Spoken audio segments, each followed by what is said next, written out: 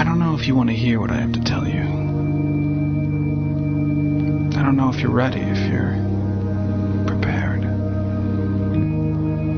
Unfortunately, we are out of time. I have no choice but to tell you the truth as I know it to be true. I have no choice but to tell you, no matter how ridiculous or preposterous you interpret it to be. I have no choice but to tell you. You are God.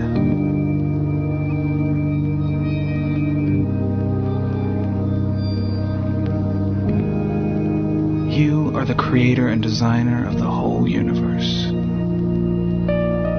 You are responsible for all the marvelous and miserable mysteries of life.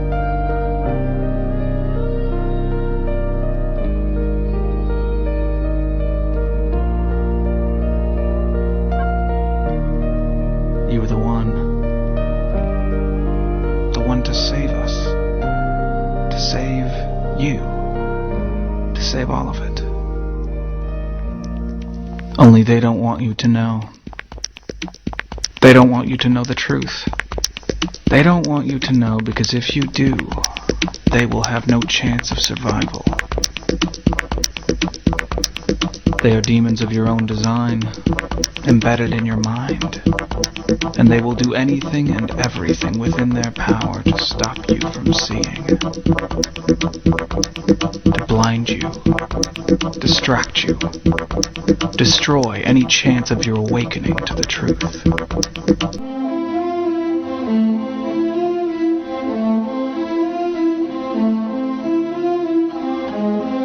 The holographic idea says that the future is always present, is always enfolded in the whole, just as there's an unbroken wholeness amongst all things, all objects in the universe.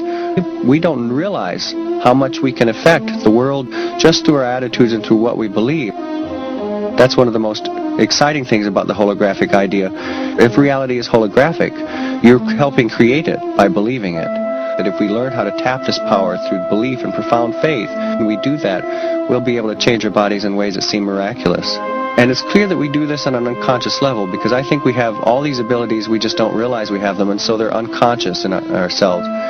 You know, we've got to stop being infants at the control panel. That we've got to learn what all those switches and all those amazing mechanisms are for, and how to do them, how to use them. Truth. Not the truth about governments, commerce, religions, terrorism, or anything external, but the truth within ourselves, within our psyche and our shadow self. Especially in Western cultures, we are taught that being normal means only being happy and never sad, only loving and never angry, only forgiving and never jealous. This sounds plausible, but it is not.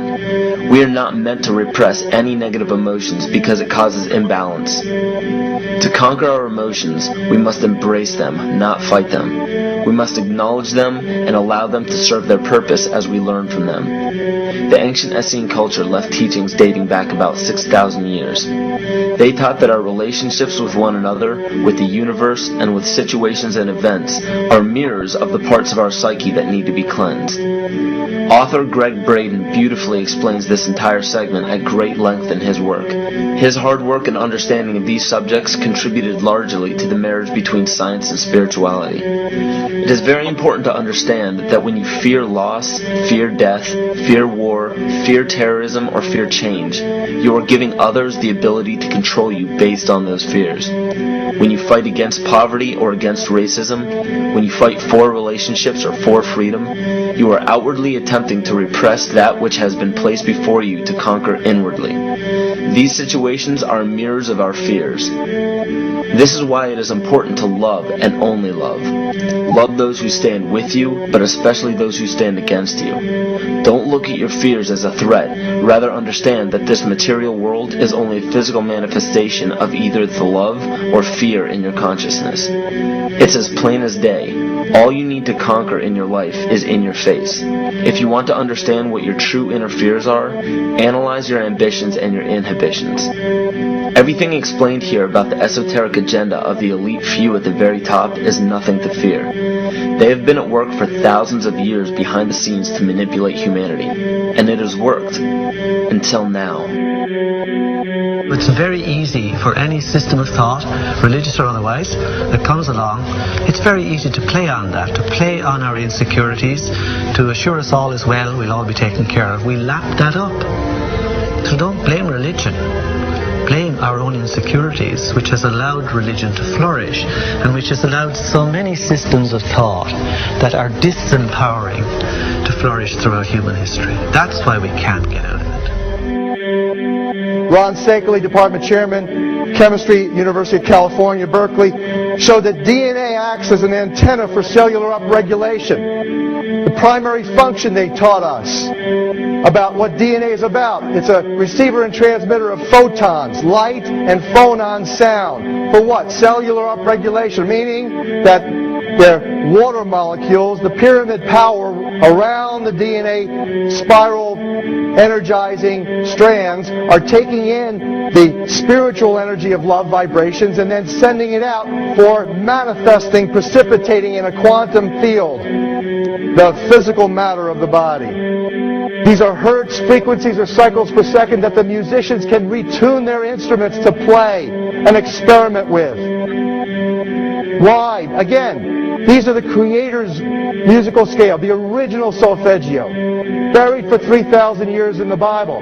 So the ancient priests who knew how to levitate the huge stones for the building of the pyramids, and the Masonic knowledge that predated ancient Egypt, the ability to have this information, these frequencies, serve the function of creation, destruction, and miracles on behalf of the empowered people who had access to this knowledge.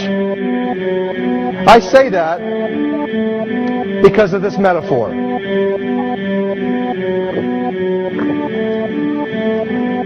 This is the difference between the power of our Creator and anything else, particularly evil.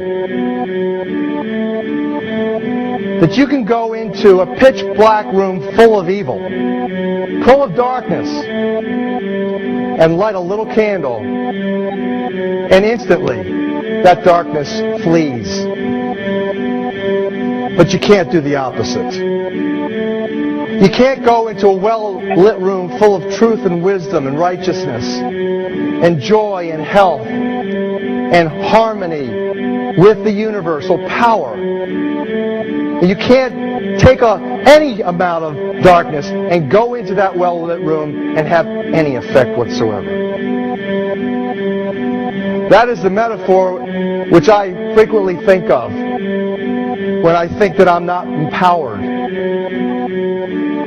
It is the greatest lesson for me, and I think for everybody else, to know that we're on the winning side and that we win in the end. As you are watching this, understand that it is not a fight to be fought. It is not a war to be waged. No gun rights have to be exercised. Not a finger has to be lifted. Most people wonder how one person can make a difference. They ask that if all this is so simple and this information is available, why hasn't someone else conquered their fears and changed the world for everyone else? This is the most difficult and beautiful conundrum to our lives. Your reality affects you and only you. Your curiosity has led you to this genre of information to serve a very specific purpose in your life. To understand visually how the universe is truly a hologram, a math professor at Yale University developed a formula that is plugged into a computer program. Named after him, the Mandelbrot set shows a seemingly disorganized pattern. But no matter how far you zoom into the design, you will always find the same pattern within the whole pattern. Each fractal, broken down infinitely, will always reflect the whole. When one fractal changes its pattern, the sum total of the whole pattern changes along with it. This exemplifies that the whole world does not need to be awoken.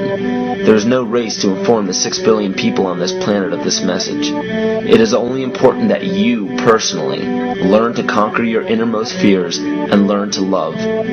When you see your fears for what they are and master your emotions, then, and only then, will you truly be free.